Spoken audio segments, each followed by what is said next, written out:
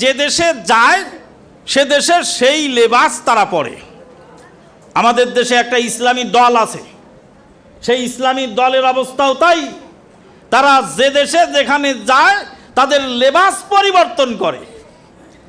এদেশের বড় ইসলামী দলের বড় লিডারকে সাংবাদিকেরা জিজ্ঞেস করেছিল যে আপনারা যে ইসলাম কায়েমের জন্য মাঠে ময়দানে সংগ্রাম করেন, তো আপনাদের এই ইসলামের নমুনা পৃথিবীর কোন দেশে আছে? তো বলছে ইরানে আছে। আমরা যে ইসলাম কায়েম করতে চাই সেই ইসলাম কোথায় আছে? ইরানে আছে। তারপরে সাংবাদিক জিজ্ঞেস করলেন, ইসলামিক এদেশের ইসলামের নামে আন্দোলনকারী বড় দলের বড় নেতাকে জিজ্ঞেস করতেছে সাংবাদিক যে আপনারা যে ইসলাম কায়েম করতে চান এর মডেল কোন দেশে আছে? বলে মডেল আছে